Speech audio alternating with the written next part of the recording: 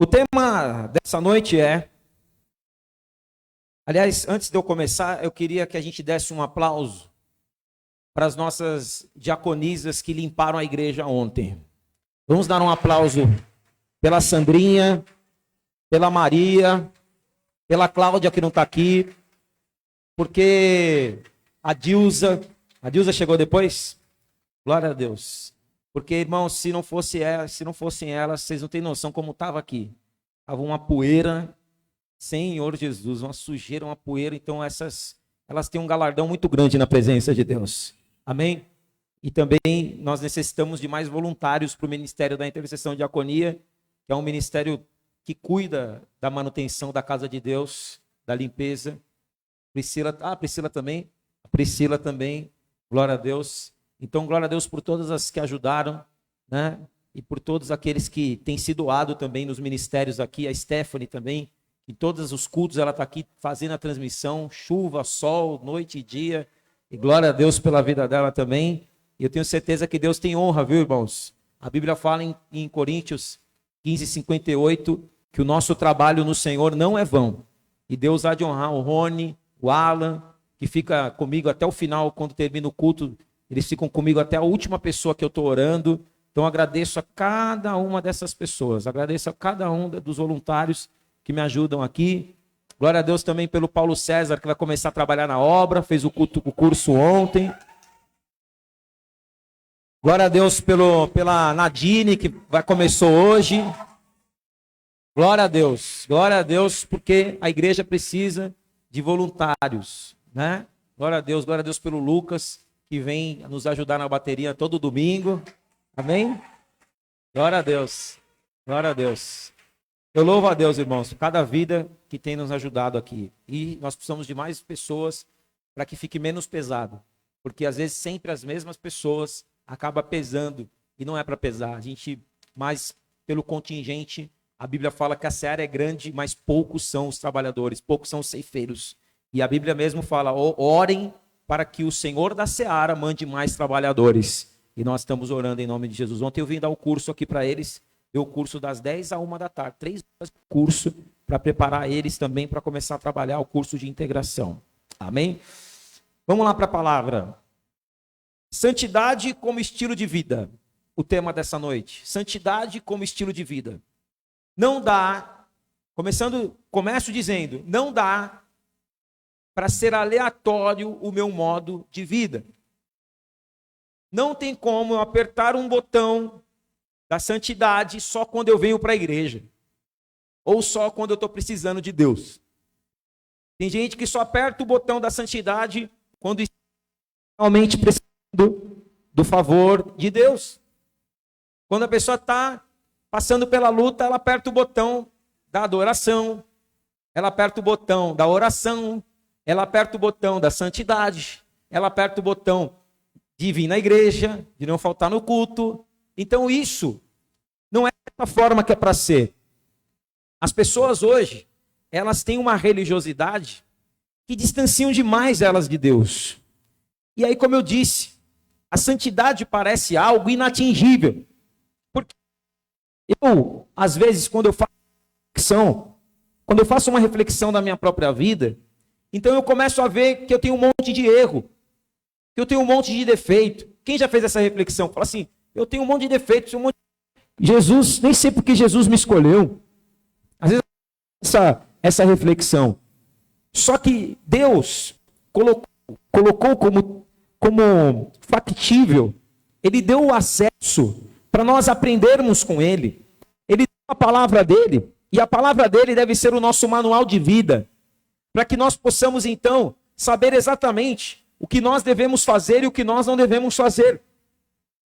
E quando eu entendo isso, aí eu entendo que, mais do que eu estar na igreja no domingo ou na quarta, o que Deus espera de mim é que todos os dias eu possa viver em santidade. Deus quer que nós vivamos em santidade todos os dias. Agora em abril vai ter a Sexta-feira Santa. E na Sexta-feira Santa todo mundo é santo. Na Sexta-feira Santa o marido fica bonzinho com a esposa. Na Sexta-feira Santa, né, não bate nos filhos. Os filhos também não ficam rebeldes com os pais. Na sexta-feira santa, o cara não bebe, não. Vai beber, pô, você bebe todo dia. Não, é sexta-feira santa. Na sexta-feira santa não come carne, só come peixe. E aí depois, terminou a sexta-feira santa, volta à vida normal. No outro dia, no sábado da sexta-feira, que é o sábado de aleluia, a pessoa está bebendo o dobro do que não bebeu. Você está bebendo mais? Ah, que eu não bebi ontem. Ontem foi santo, né? E aí a gente entra numa discussão que é muito grande. Porque para alguns a sexta é santa, para o católico a sexta é santa, né? Para o adventista o sábado é santo, e para o cristão o domingo é santo. E aí? O que nós vamos seguir? Se sexta é católico, se sábado é adventista, e se domingo é o cristão, que crê que Jesus ressuscitou no domingo.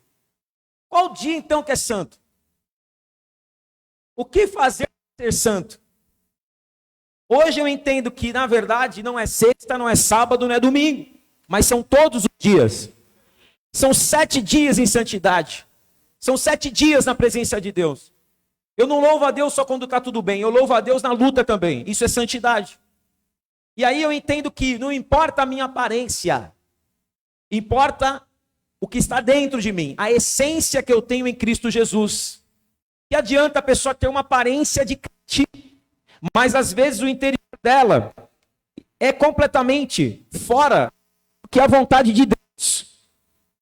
Então que hoje nós possamos deixar Deus trabalhar nas nossas vidas, de dentro para fora. E eu quero declarar em nome de Jesus que Deus vai trabalhar no teu interior de uma forma tão maravilhosa que vai refletir na tua aparência, sim. Vai refletir externamente. Porque Deus, Ele está trazendo para a igreja dele um tempo de santificação. Porque Jesus está voltando. Igreja é a noiva de Cristo. E a Bíblia fala que Ele vai buscar uma noiva sem defeito, sem mancha e sem mácula. Amém? E você faz parte da igreja do Senhor Jesus. E lá em Efésios, no capítulo 5, Paulo lhe manda uma carta aos Efésios dizendo que Jesus, ele lava a igreja com água purificada. E hoje a água cristalina do Senhor Jesus vai nos limpar de todo erro e de todo pecado. Amém? O Senhor vai nos purificar. Porque sem santidade ninguém verá o Senhor. Você quer ver a Deus, você precisa ser santo. E aí você, primeiro, Deus vê o secreto. Amém? Então diga comigo, Deus vê o secreto. Deus vê o escondido, irmão. Lucas 12:2. Não há nada que esteja escondido que não há de ser revelado. E às vezes as pessoas falam, não, na frente dos outros eu sou santo. Na frente dos outros eu dou glória a Deus, aleluia. Mas depois, quando eu estou longe da igreja, quando eu estou longe dos irmãos, muitas vezes eu ando na carne. E essa não é a vontade de Deus para as nossas vidas. Segundo, Deus vê as intenções mais do que propriamente as atitudes. Deus vê os dois. Mas Ele vê muito mais as intenções do que as atitudes. Quer um exemplo? Você pode preparar uma oferta, que nem você fez agora, pegar um envelope e colocar um valor. Existem várias intenções que você pode estar fazendo isso. Então não é propriamente a atitude de dar a oferta, mas por que você deu a oferta? O que passou no seu coração no momento da oferta? Eu vou dar, né? Porque tem que dar, fazer o quê, né? Aliás, eu nem gosto que toque nesse assunto na igreja, né? Porque a igreja não vive de dinheiro, a igreja vive de vento. Pastor, a igreja vive da fé. No dia do aluguel, que nessa semana foi o dia do aluguel, então o proprietário veio aqui, você não sabia? O proprietário veio aqui e falou assim, me pague o aluguel. Eu falei, estenda as mãos que eu vou fazer uma oração por você agora. Porque o povo da igreja não quer que fala de dinheiro, só de oração. Então vem aqui, eu oro que venha um dinheiro sobrenatural na tua conta. Nem na pandemia aconteceu isso. A pandemia ficamos sem pagar, depois cobrou, irmãos. Porque não tem essa. Então a igreja de Jesus, ela deveria ser isenta, né? É ou não é? Você concorda? A igreja ela deveria ser isenta de aluguel, de imposto, de IPTU já é. A gente tem que correr atrás disso aí. Só que a igreja deveria ser isenta de tudo. Porque a igreja, ela melhora a vida das pessoas. A igreja não tem nenhuma ajuda do governo. Ou vem alguém do governo aqui e fala, ô pastor, estão reformando aí, o que está precisando? Pô, restaurou, aquela família estava quase separando, o governo não faz nada pela família, mas através da palavra que sai do altar, a família foi restaurada. O outro está drogado lá, está viciado, o cara vem aqui, não tem nada aqui que liberte o cara. Aí tira das drogas, ainda tira da criminalidade, coisa que o governo não consegue fazer, e ainda a igreja não tem nenhuma ajuda do governo. Ou alguém do governo doou cesta básica para a gente entregar ontem. Teve alguém? Ninguém. E aí, então, a gente vê que às vezes as pessoas, qual a intenção que eu estou vendo na igreja, irmãos? Vamos parar para pensar. Vamos parar de se enganar. Por isso que a publicidade da Igreja Restaura, eu estou pagando um preço. Qual que é o preço que eu estou pagando? Eu não falo mais só o que o povo quer ouvir. Nunca falei. Mas antes, eu tinha uma linha de raciocínio, né? De que eu tinha que pregar, como Jesus morreu na cruz, era só vitória. Então o tempo foi passando, eu entendi que não era só isso. Eu entendi que ainda há uma cruz para carregar. Eu entendi que às vezes nós vamos passar por luta mesmo sendo servo de Deus. Eu entendi que o crente também fica doente. Eu entendi que às vezes o crente também passa luta no casamento. Eu entendi que às vezes o crente também passa por situações igual o ímpio passa.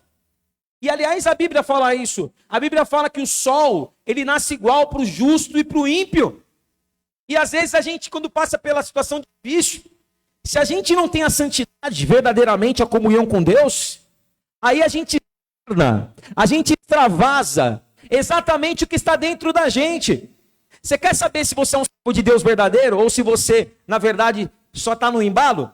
No dia da luta, no dia da situação difícil, no dia que você não tiver dinheiro no bolso e nenhum amigo para te ajudar, no dia que você estiver passando luta na casa, no teu casamento, estiver em crise, é nesta hora que você vai mostrar se a sua fé, seu alicerce e se a sua convicção em Cristo é de verdade. Se nesse momento você falar, também não vou mais na igreja, também não está adiantando nada, também não vou mais dar oferta, aí eu dou oferta, estou sem dinheiro, o cara que está na rua, ele não é dizimista, ela está de carro novo, e eu aqui com Peugeot, igual do pastor. Graças a Deus eu não tenho mais, já tive. Né? Deus me livrou dessa tribulação. Não compre em Peugeot, por favor. Hoje em dia tem fábrica no Brasil. Quando eu comprei, não tinha. Mas, e olha, um dia eu tive motivos para blasfemar, viu, Stephanie? Porque um dia eu fui interceder no programa do pastor. E aí, eu intercedi no programa do pastor, né? Antes de eu abrir a igreja. Mais de 15 anos atrás, isso. E eu intercedi lá no programa e fui com o Peugeot. O Peugeot estava com problema na marcação da gasolina, na marcação da água, não marcava nada. O que aconteceu? Fundiu o motor no meio na volta no caminho. E eu sempre fui de fé, né? Eu desci do carro e falei, diabo, sujo, tira as mãos do carro agora. Esse carro vai andar. Porque eu não estava numa boate, eu não estava no bar, eu não estava na boca de fumo, eu estava no programa orando pelas pessoas, e agora Deus não vai permitir que o meu carro quebre. Passou 2 horas, chamei o guincho. Porque às vezes tem coisa, meu irmão e minha irmã, que nós vamos ter que passar. Não é, tem coisa que Deus vai te livrar, mas tem coisa que Ele vai permitir você passar. Mas sabe o que vai fazer a diferença? A sua santidade. Deus prova o nosso coração para ver o quanto de fidelidade tem dentro de nós. O quanto de lealdade tem dentro de nós. O quanto que realmente nós não nos dobramos ao diabo, ao mundo e às propostas que nos é feita. E hoje Deus te trouxe aqui para dizer para você que essa luta que você está passando é para realmente ver se você realmente se encontrou com Cristo, se realmente você é fiel e se realmente você está convicto de que Deus é Deus em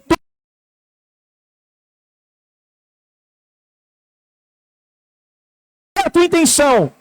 Deus vê a tua intenção. Como diz o jargão de evangélico, Deus sabe do meu coração. É um jargão evangélico mais usado. Ô irmão, você faltou no culto. Eu faltei, mas Deus sabe do meu coração. Ô irmão, você não veio na escola. Pastor, eu não vi, mas Deus sabe do meu coração. Ô irmão, você está dando dízimo. Mas não dei, mas Deus sabe. Eu fiz as contas e eu provo, eu mostrei para Deus que não dava para dar. Não sobrou. Não é? Santidade, aí eu estou falando no questão do dízimo, santidade é tirar o dízimo primeiro, não é deixar por último, que não vai sobrar. Não está sobrando para ninguém. A gente peca por muitas vezes falta de organização. Às vezes a tua intenção é boa, só que você peca por falta de organização. Você peca por falta de disciplina. Eu estou há 7 anos aqui vindo, eu morava em Osasco, morei 5 anos em Osasco, ministrava aqui, na Zona Leste. Quantas vezes eu liguei para alguém, ou de manhã ou à noite, e falei assim, prega no meu lugar aí porque eu me atrasei, ou porque eu não vou hoje. Nesses 7 anos aconteceu isso? Quem está desde o começo? Nunca! E enquanto eu tiver fôlego de vida, e enquanto eu tiver temor de Deus na minha vida, enquanto eu tiver temor do altar de Deus, e saber que o Deus que eu sirvo é sim, sim, não, não, e o Deus que eu sirvo é santo, o que vai acontecer? Porque o meu coração está no altar, porque o meu coração está na igreja, porque o meu coração está na obra de Deus. A obra do meu Deus é tudo para mim. A vontade de Deus é tudo para mim. E é por isso que eu sei que Ele cuida de mim também. Amém? É claro que Deus ele vai nos tratar. Nós estamos até o dia da volta de Jesus. Nós estamos em um constante aprendizado. Nós vamos ser tratados até a volta de Cristo. Amém? Você está em processo de libertação. Eu estou em processo de libertação. Porque na verdade, Jesus já nos libertou. A Bíblia fala, João 8,32, conhecereis a verdade e a verdade vos libertará. João 8,36, se o Filho de Deus vos libertar, verdadeiramente sereis livres. Só que há 4 tipos de realidades das pessoas hoje. 4 tipos de realidades. A primeira, a pessoa está no tempo da ignorância. Você já ouviu falar do tempo da ignorância? Quem já ouviu falar do tempo da ignorância? Que a Bíblia fala. Deus não leva em consideração o tempo da ignorância. O que significa o tempo da ignorância? Um tempo em que a pessoa não conhece a Jesus. Como Jesus vai cobrar de uma pessoa que ainda não teve a oportunidade de conhecê-la? Como, por exemplo, Saulo. Ele era um perseguidor da igreja cristã. Arrastava cristãos, mandava prender e mandava matar. Só que ele não conhecia a Cristo. Mas lá em Atos no capítulo 9, quando encontra, ele vai mais em uma das suas jornadas para matar mais cristãos, ele ouve uma voz do céu, uma luz muito forte brilha, e ele cai do cavalo. E quando ele cai do cavalo, aquela ignorância que ele tinha foi tirada naquela hora. Porque ele ouve uma voz, era a voz de Cristo, falando assim com ele: Saulo, Saulo, por que me persegues? E ele disse: quem está falando comigo? Eu acho que ali, irmãos, naquela hora em Saulo, que era todo machão, não passou uma agulha. Numa agulha, porque até aquela hora ele era o cara, ele matava, fazia, acontecia. Mas na hora que Jesus chegou e falou, Saulo, Saulo, na hora ele, quem está falando? O leão virou um gatinho. Ele disse, quem está falando comigo? E Jesus falou, eu sou Jesus, a quem tu persegues. E aí, vai continuar? Então olha para quem está do seu lado e fala, e aí? Você vai esperar Deus chamar você 2 vezes? Você vai continuar no erro? Vai continuar no pecado? Vai continuar testando a Deus? Vai continuar? E ele disse assim, Jesus disse para ele: tu vai recalcitrar contra o aguilhão?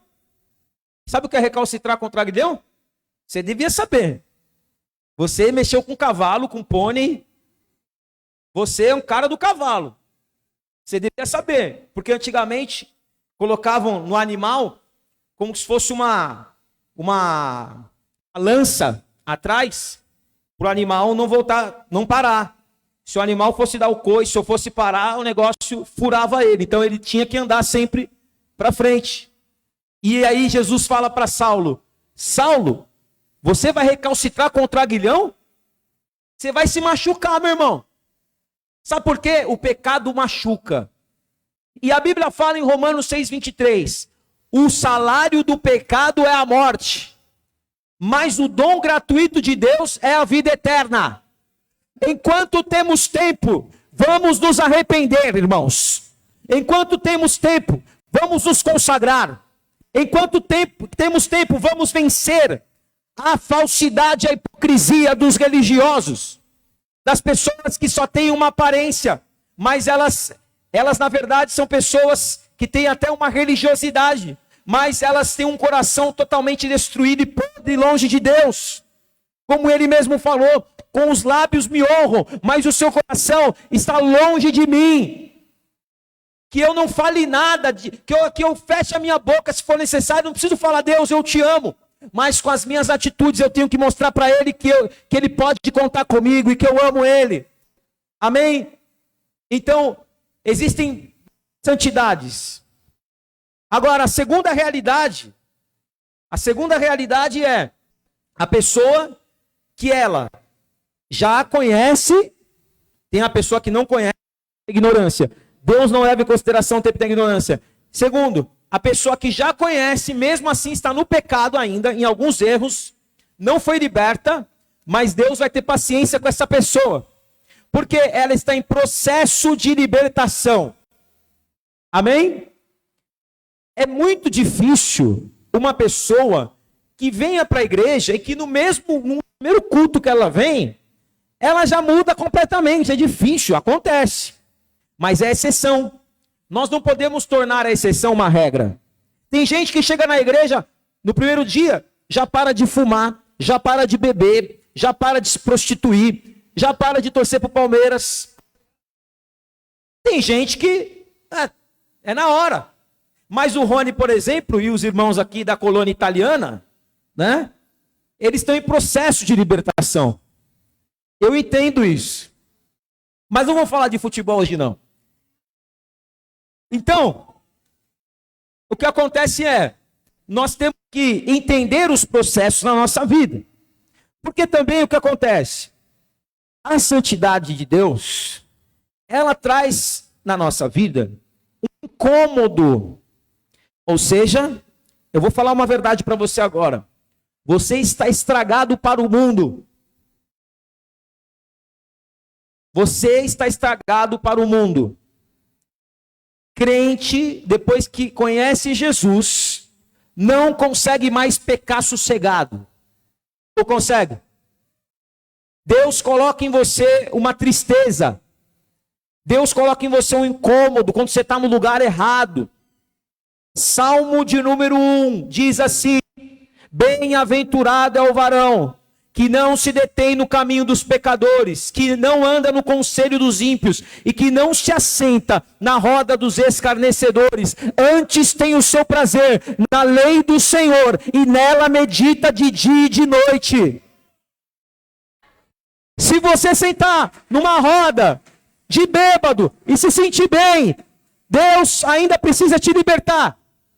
Se você ficar falando besteira junto com os ímpios, pornografia, ou vendo, e achar que é normal, e depois vir na igreja no domingo, e aí fala: Deus, me perdoa, e depois vir de novo, fazer de novo, e me perdoa, fazer de novo, e me perdoa. Você já caiu no terceiro estágio de realidade. Você é aquela pessoa que já acha que Deus perdoa tudo, e Deus perdoa porque Ele é misericordioso.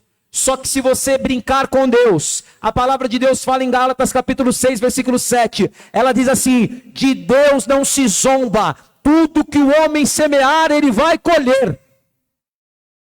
Eu escolho o que eu semeio, mas eu não escolho o que eu colho. Eu vou colher exatamente o que eu semeei. Então eu preciso, se eu quero colher bênção, eu tenho que plantar o quê? Se eu quero colher carinho do meu marido, da minha esposa, a Fran está semeando muito, esperando ansiosamente a colheita. Ontem cheguei em casa do futebol, aí eu falei assim para ela, o que tem para comer? Ela falou que eu vi a panela de pressão. Falei, tem alguma coisa lá dentro. Ela falou, não é para você não, é sopa para Zoe. Porque a Zoe agora tomou todos os lugares. Falei, mas não tem nada para comer? Ela falou, tem sushi. Falei, mas se sushi sustenta? Esses negocinhos de arroz assim, 3, não sustenta não.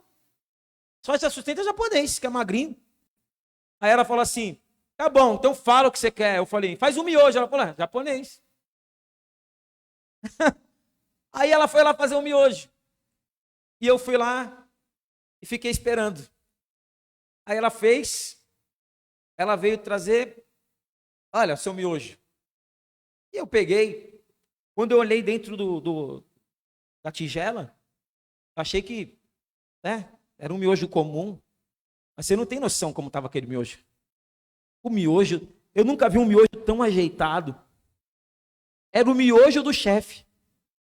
Ela pegou uns tomatinhos cereja, colocou em volta, fez 3 bolinhas. Dentro ela pôs salsinha. Quase que ela escreveu, ao meu amado. E eu peguei e falei assim, eu fiquei constrangido.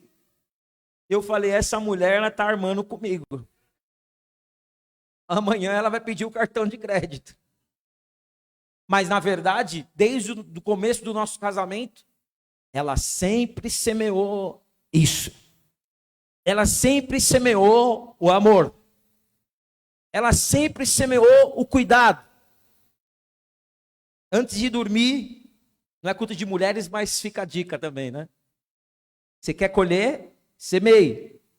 Se seu marido pegar, faz um miojo, vai fazer você, seu folgado vagabundo. Você vai colher o quê? Você vai colher coisas difíceis, né? Ou a mesma coisa o marido com a esposa. Porque também não há uma coisa que essa mulher me pede. Ela está aqui para dizer, mas não diga nada. Tem uma coisa que essa mulher me pede que eu não faça e que eu não traga. Né? Mas ainda falta muito, ainda estou um processo muito grande para ser o ideal, né? Nós estamos nesse processo. Então, você quer colher? Vocês querem colher? Planta. Sabe por quê? Quem planta vento, colhe tempestade. A palavra branda, pastor, na minha casa a gente só discute, é briga, a gente briga por pouca coisa, a gente briga com a toalha jogada em cima da cama, a pasta de dente que apertou demais e não tampou. A gente briga porque ele quer azul, eu quero rosa. Pô, é normal, né, irmãos? Se você quiser rosa e ele também quiser rosa, alguma coisa está errada. E se alguém depois ver essa parte da pregação quiser me denunciar, eis-me aqui. Meninas vestem rosa e meninos vestem azul. Então, porque nós estamos numa igreja santa. A gente respeita a decisão de todos, mas eles também têm que respeitar a palavra de Deus. E eu não vou deixar de pregar a palavra de Deus por causa daqueles que são ativistas e daqueles que muitas vezes querem calar a boca profética. A boca profética não vai se calar. Nós seremos perturbadores da terra. O Brasil não vai virar a China. O Brasil não vai virar a Coreia do Norte. Eu declaro isso em nome de Jesus. Aqui nós vamos ter verdade para adorar o nome do Senhor, em nome de Jesus Cristo. E nada vai poder parar, porque foi liberada uma palavra profética, que o Brasil será conhecido não mais pela prostituição, pelo vício, pelo roubo, mas o Brasil será conhecido como um celeiro de profetas, em nome de Jesus.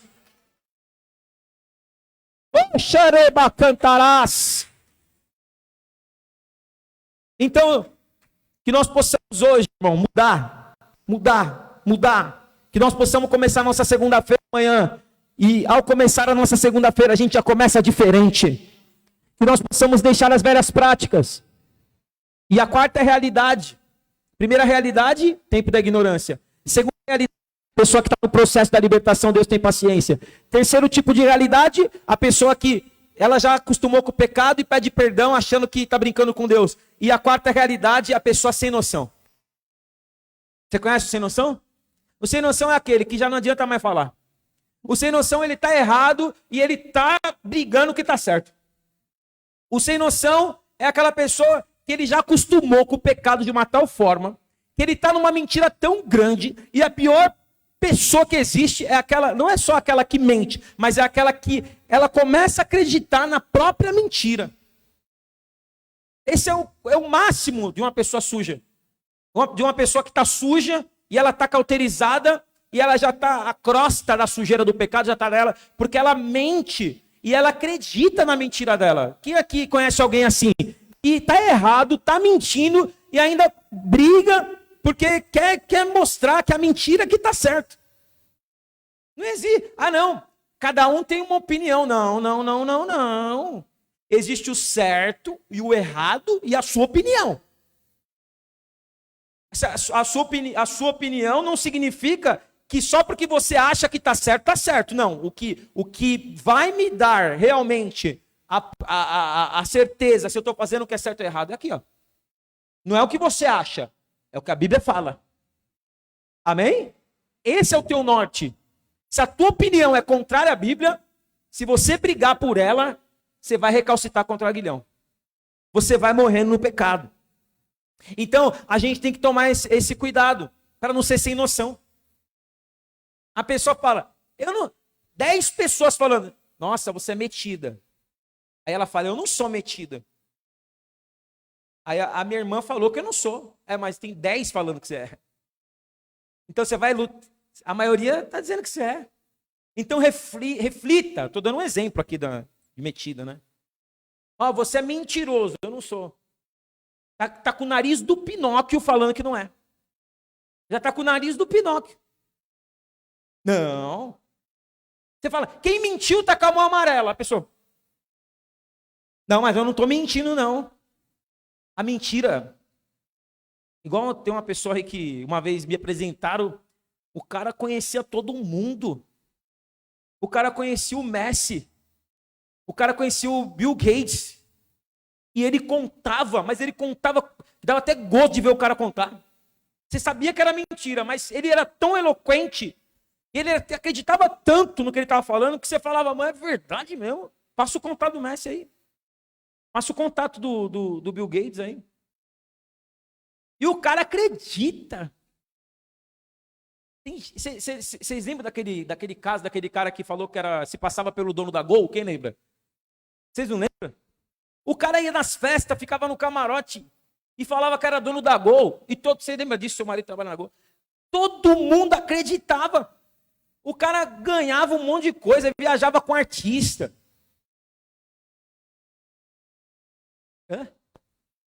Ganhava hospedagem. E aí todo mundo acreditava. Até as artistas falavam assim, eu vou casar com esse cara. Não era, não, quando é futebol, fala que é Maria Chuteira. E quando é avião, fala que é Maria o quê? Maria Aviãozeira. As Maria ficavam, não, eu tô brigando. Ele deu entrevista para o Mauri Júnior. Procura no YouTube. Ele deu entrevista para o Mauri Júnior e o Mauri Júnior caiu. Estamos aqui com o dono da Gol. A musiquinha. E ele se apresentou, falou bonito e tal. E hoje você acredita que ele ainda escreveu. Ele se orgulha. Já descobriram. E ele se orgulha. E ele escreveu um livro. Agora. E vende, está vendendo. Essa semana semana passada, retrasada, passou no Fantástico, o pastor que estava vendendo o dote. Vocês viram isso, não? O pastor estava vendendo o dote. Ele vendia um dote, assim, você investia lá 5 mil reais, ele te prometia que em um ano você ia ganhar 1 trilhão. Irmão, é o cúmulo, cara. Não é o cúmulo o cara mentir, é o cúmulo a gente acreditar. Porque se ele falasse assim, ó, você vai investir 5 mil e vai ganhar 10, você fala, beleza, ou sim, Beleza, mas 1 trilhão? Sabe quantos brasileiros têm 1 trilhão? Ninguém. O Banco Central fez lá o que o Banco Central arrecadou no passado, aí deu trilhões. E o pastor, sabe quantas pessoas caíram? No conto do vigário? 90 mil pessoas no Brasil inteiro. E ele tá na internet, todo bem arrumado, fazendo videozinho, falando com eloquência, porque óbvio, se ele conseguiu enganar tanta gente, o diabo usou a eloquência dele, e às vezes tem gente que ainda está acreditando. E ele está defendendo ainda, não, se não acontecer, eu devolvo o dinheiro de todo mundo. Eu vou pagar as pessoas conforme eu prometi. Então a gente está vendo, irmãos, olha, vou falar uma coisa que eu falei no futebol ontem, para quem ficou depois lá na conversa. Foi eu, Alex, o Bruno, conversando. Nunca foi tão real os sinais da volta de Jesus Cristo. Porque Jesus falou que nos últimos dias haveria guerra. Jesus falou que nos últimos dias haveria peste. Jesus falou que nos últimos dias, no princípio das dores, haveria fome. E Jesus falou que nos últimos dias, quando ele estivesse para voltar, se manifestariam falsos profetas. Os profetas do Pix. Os profetas de ventre. Os profetas de umbigo. Os profetas que não querem as vidas, as ovelhas. Eles querem a lã que elas dão, a carne que elas dão. Então nós temos que tomar cuidado, porque se isso está acontecendo com pastores, imagina quem é membro. Está à mercê do inimigo. E a Bíblia fala, aquele que está em pé, olhe para que não caia. Judas não se tornou Judas traidor no primeiro dia que ele conheceu Jesus. Judas não se tornou o traidor no dia que ele foi chamado com os outros 11 para andar com Jesus. Ele se tornou traidor quando, durante a caminhada dele, ele foi se afastando do Senhor Jesus. Quando Satanás, que estava ali rondando, começou a lançar pensamentos, sentimentos, dúvidas no coração dele, inveja do líder de Jesus, porque ele fala, acho que Satanás falava, ele é um afogado, vocês têm que ficar andando com ele, trabalhando para ele, e ele não quer fazer nada. Ah lá, ele pega as ofertas, vai saber o que ele faz com as ofertas, pega um pouco para você, seu bobo. E Judas começou a desviar a oferta. Por isso que lá em João 12, quando a mulher pega o perfume, quebra os pés e unge os pés de Jesus, aí Judas fala, mulher, como que você quebra um perfume caro desse? O perfume custava 1 ano de trabalho. E aí Jesus falou assim, Judas, os pobres, ele falou, devia ter vendido esse perfume e dado dinheiro para os pobres. Olha que ideia boa. Aí Jesus olhou e falou assim, Judas, os pobres vocês sempre vão ter com vocês. Eu, nem sempre vocês vão me ter. Essa mulher está preparando o meu corpo para o dia da minha sepultura. E aí tem um parênteses assim no texto, dizendo assim, Judas não dizia isso porque estava preocupado com os pobres, mas porque era tesoureiro, cuidava da bolsa e ele pegava as ofertas que eram lançadas na bolsa. Comprava Nike. Se estava namorando, dava um monte de presente para a namorada, bolsa Louis Vuitton. E aí? Judas foi deixando o coração dele se encher de contaminação. A santidade já era. As palavras de Jesus para ele se tornavam comuns. Se tornou comum. Sabe? Todo mundo prestando atenção assim na palavra de Jesus e Judas assim, que saco, porque não termina logo? Porque já não tinha paciência. Porque o diabo coloca, sabia disso? Quando você está na igreja, o diabo quer te tirar a tua paz. O diabo quer te trazer um nervosismo, uma ansiedade para ir embora. Para que você não passe tempo com Deus. Porque se você não passar tempo com Deus, você fica vazio, você sai daqui exatamente como você entrou. mas nós vamos passar tempo com Deus, nós vamos ter prazer na presença de Deus, porque para ter santidade tem que passar tempo com Deus, para ter santidade tem que ter vida de oração. Nós vamos sair daqui para ter vida de oração, nós vamos sair daqui para santificar. Eu não vou ter rostinho de santinho, mas eu vou ter um coração santo na presença de Deus. Eu posso até errar, mas eu vou me arrepender no pó.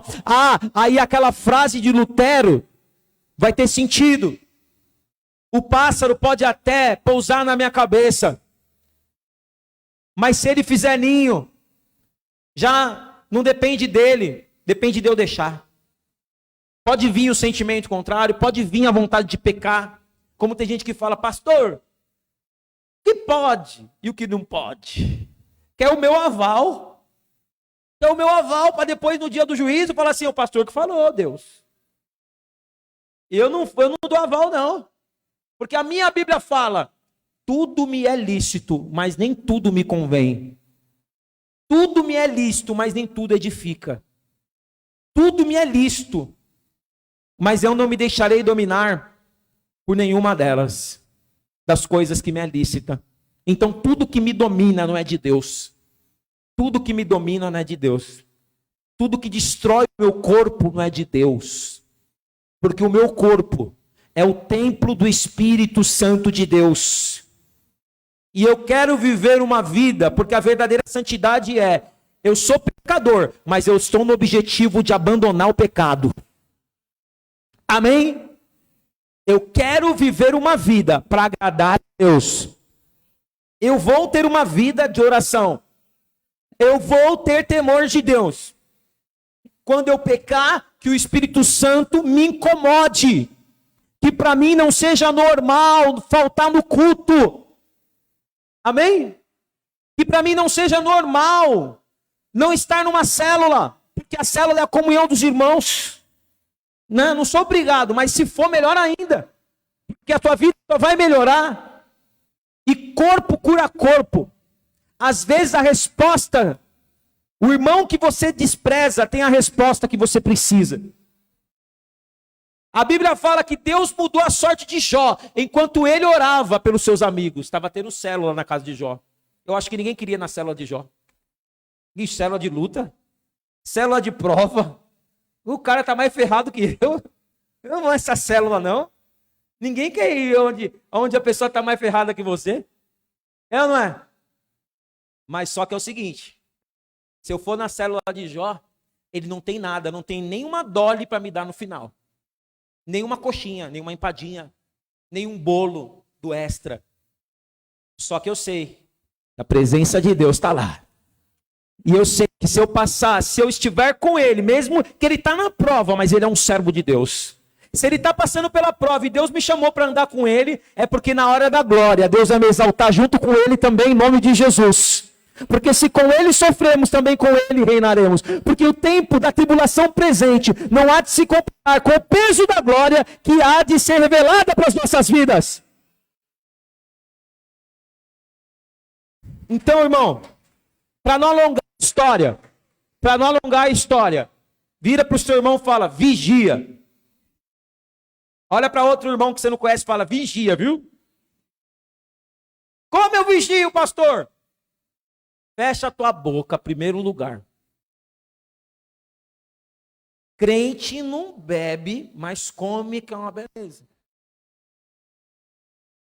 Né? Mas não é nesse sentido que eu quero falar. A Bíblia fala em Tiago que a língua é um pequeno membro, mas é pequeno, não é? É, não é? E ela parece com a serpente, a língua. Né? Se não tomar cuidado, tem gente que é capaz de morrer com o próprio veneno. Quando morrer, vai ter que ser 2 caixão. Um para a dona Candinha e o outro para a língua dela. Pastor, a minha boca é um túmulo. Lembra da Praça Nossa? Minha boca é um túmulo. Aí chega na amiga. Ô, amiga, seu marido saiu atrasado para trabalhar, né? Aí eu não sei. Eu vi. Abri a cortina, estava lá, ele saindo, viu? Será que vai ter dinheiro para pagar as contas? Está cuidando da vida dos outros. E o crente tem que tomar cuidado, porque espírito foca, quer entrar na igreja e sabe que a fofoca é o câncer da igreja. Não da nossa, de todas. Que aqui, não é daqui não, aqui não tem esse tipo de coisa. Aqui todo mundo é tranquilo. Ninguém fala nada. Ninguém fala mal de ninguém. Só tem palavra de bênção. Sabe?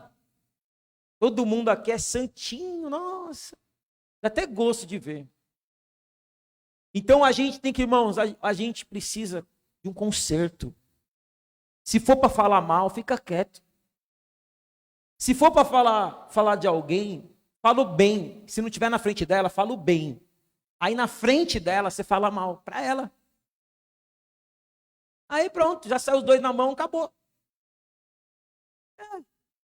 Mas você fala longe. Então, seja sincero. Você não gostou que a pessoa fez? Chega nela e fala, ô irmã fulano de... Né, Sandrinha? Chega na Maria, que é sua amiga, fala, Maria, vem aqui, vamos chamar a fulana de tal. Fulano de tal, é o seguinte, por que você fica dando migué na limpeza e não vai? Você está pensando, então vamos chamar todo mundo, põe todo mundo cara a cara. É, não é? Aí tira o que está te incomodando, entendeu? Tira. Aí você fica guardando isso, você fica com a cara da pessoa, não pode olhar na cara da pessoa, fica com vontade de dar umas porradas na pessoa. Vem aquele sangue italiano. Né? Então, fala a verdade, seja sincero, é melhor. Porque daí não... A minha avó falava assim, sim, sim e não, não. Passou disso, é procedência maligna. Amém? Então, a gente tem que, irmãos. E outra coisa, você quer ser santo? Quer ser santo? Libera perdão para quem te fez mal. Amém? Ah, eu não consigo, pastor. Eu não consigo quando eu lembro. Porque quem bate esquece. Mas quem apanha nunca esquece. Eu até perdoo. Mas que bata o carro no poste. Irmão, que perdão que é esse? Você é de Deus. E a Bíblia fala em Mateus 6,14. Não precisa abrir que eu vou falar o que está escrito. Mateus 6,14. Porque se retivermos o perdão para os homens, também não seremos perdoados por Deus. Então, a pessoa fez. Libera a vida dela e libera a tua vida. Entendeu? Perdoa. Perdoar é perdoar. Perdoar é quando você lhe perdoa, sabe? José, ele tinha todos os motivos para vingar. Não é? José tinha motivo quando viu os 11 cara de pau buscando comida com ele. Ele ia falar agora metralhadora no Egito. Mas ele que ele fez? Na hora que os irmãos perceberam que ele era o Zé, que o Zé não tinha morrido, aí os irmãos falaram, lascou. Ele vai acabar com a gente agora, com razão. A gente quase matou ele. Mas José fez o quê? Fica tranquilo. Eu não vou fazer nenhum mal contra vocês. Tudo que vocês fizeram para mim de mal serviu para Deus cumprir o plano. Eu só estou aqui de governador porque vocês fizeram mal para mim. Deus transformou a maldade de vocês em bênção na minha vida. E ele mostrou o amor de Cristo pelos irmãos. Levou seu pai Jacó para morar no Egito. Morar na melhor terra do Egito, que se chamava Terra de Gósen. José, e o nome José vem da mesma raiz Yeshua, salvação, representando o amor de Jesus Cristo, que mesmo quando a gente não valia nada, ele nos perdoou, investiu nas nossas vidas, nos salvou e ainda está querendo casar com a gente. Nos chama de noiva. E ele vai vir buscar uma noiva sem mancha, sem ruga e sem mácula. Que somos nós. Que nós possamos, irmãos, aprender com essa palavra. E foi até bom que já fiquei meio irado com a revolta espiritual, que daí flui mais. Não é verdade? Flui mais. Porque existe a ira do homem, mas existe a revolta espiritual. A ira do homem não produz a justiça de Deus. Mas a revolta espiritual é o inconformismo com este mundo. E a Bíblia fala, eu termino, eu tinha mais coisa aqui, mas eu termino. Romanos 12:2. Não vos conformeis com este século presente, mas transformai-vos pela renovação do vosso entendimento, para que conheçais a vontade de Deus, que é boa, perfeita e agradável.